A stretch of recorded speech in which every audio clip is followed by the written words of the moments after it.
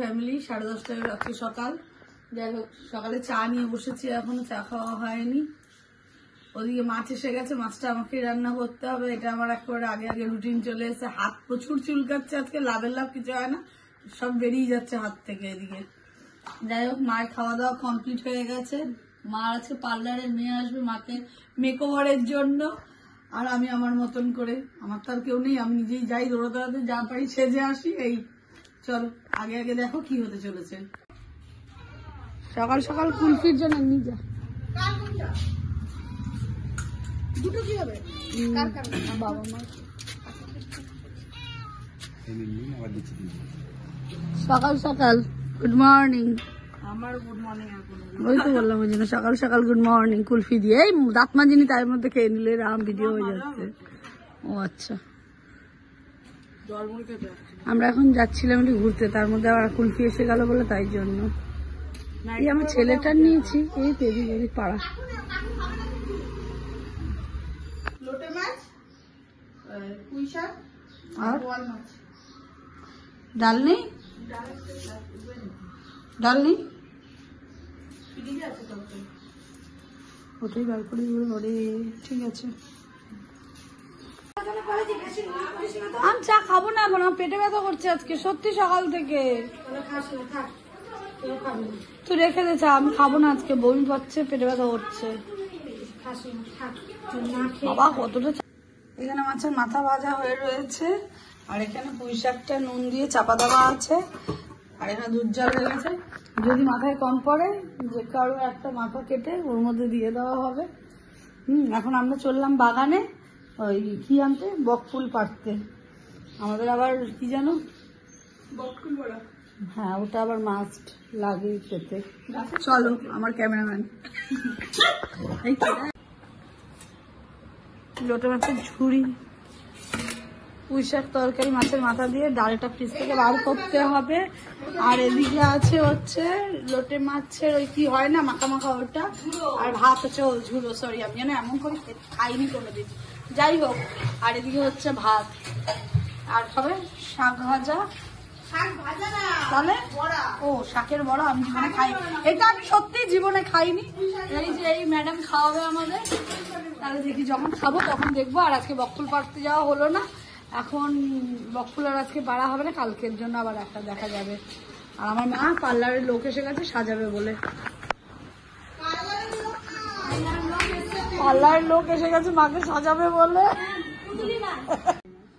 আমি বলছি কি, বকফুল কি আজকে হবে? শুধু শুধু অর্গানিক জিনিসটা, আমাদের ফ্রেশ অর্গানিকটাই ভালো। বেশি পড়ে যাবে। বলো বলো বলো কিছু। এখন আমরা পুঁই শাক খাবো, কিন্তু পুঁই শাকটা প্রচুর গরম, আমি বুঝতে পারছি। বাবা আমার দাঁড়াও দাঁড়াও,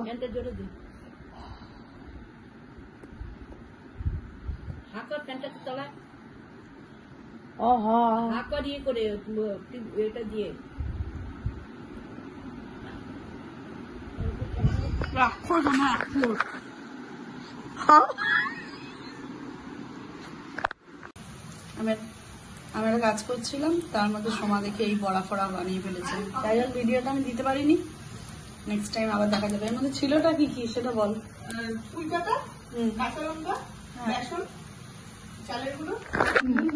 মিষ্টি ভালোই চলে দিয়েছে।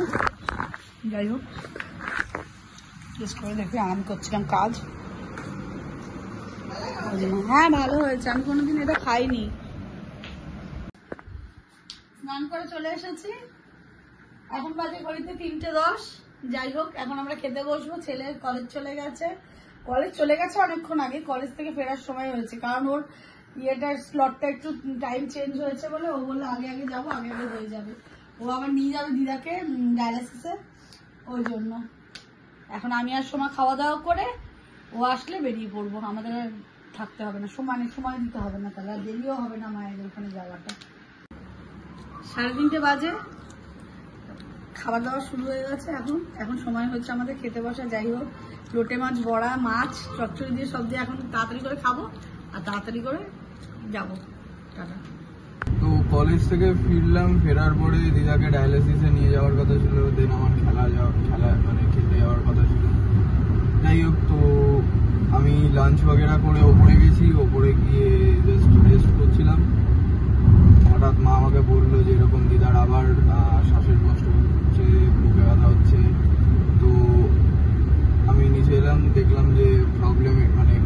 কন্ডিশন একটু। তো মাসিকে ফোন লাগিয়ে ডিরেক্ট গাড়ি বের করে বিআর সিং অব্দি আর আমরা ওয়েট করলাম না, মানে অনেকটা রাস্তা। তো ডিরেক্ট টেকনোতে নিয়ে এলাম, যেখানে এক দুটো আমাদের মানে ডায়ালিসিস, মানে দিদার ডায়ালিসিস হয়েছিল এক দুটো। তো ওখান থেকে এমার্জেন্সিতে নিয়ে গেলাম, ওখান থেকে রেফার করলো যে বিআর সিং এ শিফট করে দেওয়ার কথা।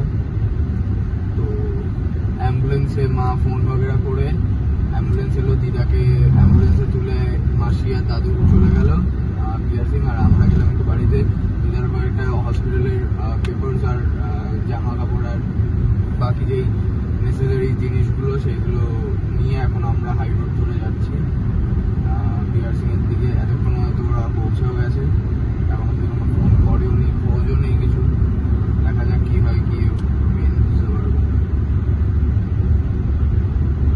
এমার্জেন্সি হয়ে গেছিল যে বাড়ি আসার পরে আবার যাওয়া হয়েছিল, যার জন্য ব্লগ এন্ড করা হয়নি। আজকে ব্লগটাকে এখানেই এন্ড করছি।